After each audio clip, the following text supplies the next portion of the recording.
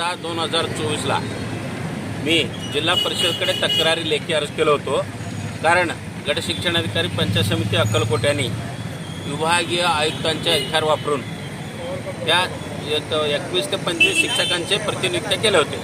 ते अधिकार त्यांना नसताना सुद्धा त्यांनी ते त्यांचे अधिकार वापरून प्रतिनियुक्त केले. त्याविरोधात मी जिल्हा परिषद मुख्य कार्यकारी अधिकारी आणि उपआयुक्त पुणे विभाग पुणे यांना पत्र दिलं होतं.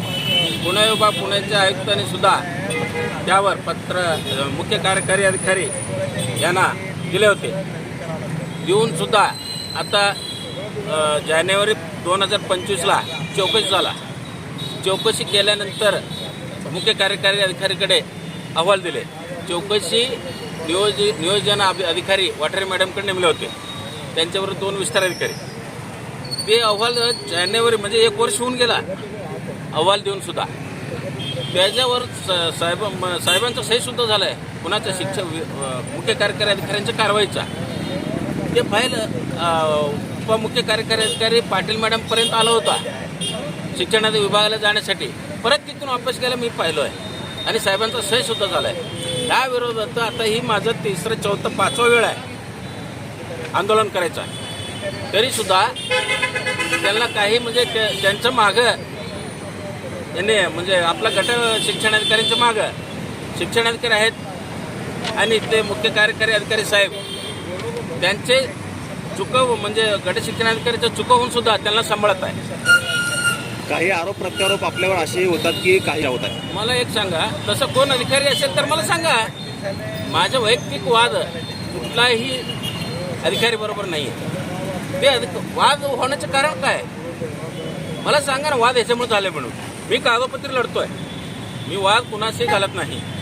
कारण काय कामं व्यवस्थित झालं. आता तुम्ही चोख कामं केल्यानंतर आम्ही परत तुम्हाला बोलवतो.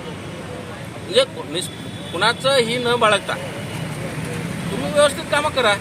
आम्ही उपोषण बसायचं कारणच नाही आहे. तालुक्याहून आपण या ठिकाणी इथं मी नावा लिहिलेलं आहे. शिक्षणाधिकारी आणि मुख्य कार्यकारी अधिकारी त्यांना पाठीशी घालत आहे. 1.5 वर्ष म्हणजे माझ्यावर कारवाई करण्यासाठी 6 दिवस लागला यांना विनाकारण. एक तक्रार कुणाने तरी दिल्यानंतर माझ्यावर तक्रार करायला किती दिवस लागले? 6 दिवस. बघा ना किती विचित्र आहे कारभार जिल्हा परिषदचा. मग एक तक्रार द्यायला लावले गावकऱ्याकडून त्यांनी स्वतःहूनच. ते मला दाखवलं नाही म्हणजे काय तर बसून माझ्यावर तक्रार द्यायला लावलंय. 6 दिवसात चौकशी न करता मला निलंबित करतात आणि 1 वर्ष सोडून मला ऑर्डर दिलेत त्या गावाला हजर व्हा म्हणून. 1 वर्ष तुम्ही का ठेवलं मला? सर तब्बल 1.5 वर्ष तुम्ही ज्याने चूक केलंय मी असू दे अथवा कोण अधिकारी असू दे कोण का असेना त्यांच्यावर कारवाई व्हायलाच पाहिजे. काय का होईना कारवाई झाल्याशिवाय मी आता माघारी घेणार नाही. आंदोलन केलो, उपोषण केलो, आत्मदहनाचा प्रयत्न केलो. त्यावेळी मला पत्र दिलेत शिक्षणाधिकारी साहेबांनी, करू नका मी तुमचा लवकरात लवकर करीन.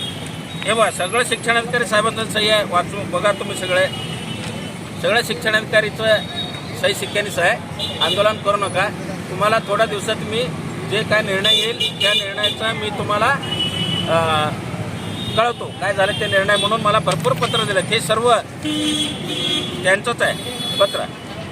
हे बघा 15 तारखेला होता, आता 24 तारखेला. म्हणजे कसं हे सर्व मला उपोषण करू नका मी तुम्हाला पत्र देतो. म्हणजे काय निर्णय झाला शिवसाहेबांचा सही झाला की मी देतो म्हणताय आणि माझ्यावर कारवाई करताना लगेच जाऊन घेऊन असं करून मग सही आणून तुम्ही लगेच कारवाई करता. पण इथं ह्यांच्यासाठी एवढं का तुमचं पाठीमध्ये येतं त्यांना? गोरगरीब शिक्षकांना त्रास द्या ना. कशामुळे तुम्ही ह्या कोपऱ्याच्या शिक्षकाला त्या कोपऱ्याला बदली काय केला?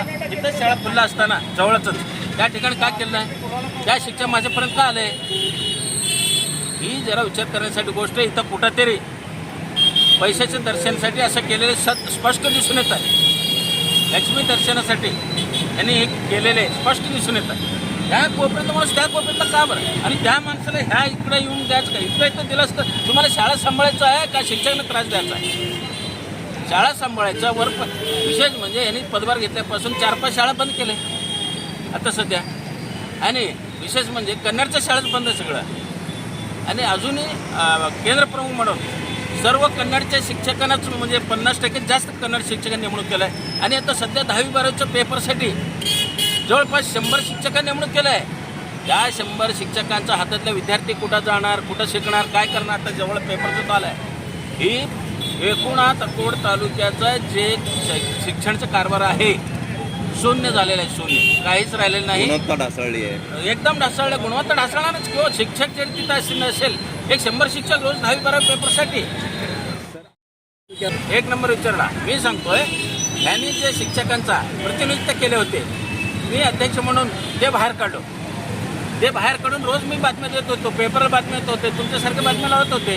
त्यासाठी ते वचपा काढण्यासाठी अहो चौकशी न करता कसं काय कारवाई केला तुम्ही सांगा ना मला. तुम्हालाच विचारतो, चौकशी न करता कसं काय तुम्ही कारवाई केला. आणि 1 वर्ष माझ्यावर कारवाई करून ठेवलेलं आहे. आता 1 वर्षानंतर तुम्ही मला ऑर्डर देता, का बरं देताय? 1 वर्षात तुम्ही काय सिद्ध केला? तुम्हाला पत्र दिले नाहीत का ते? बंद पाकिट घेऊन आले मला लकोटी. शाळेत मी शाळेत कारवाई केली. डायरेक्ट बंद पाकिट घेऊन आलो मी. मलाच माहिती ना पाकिटमध्ये काय, ही कुठला पद्धत आहे? असं कारवाई असते का कधी? सूचना नाही, नोटीस नाही, काही नाही, डायरेक्ट कारवाई. ही पद्धत नाही आहे.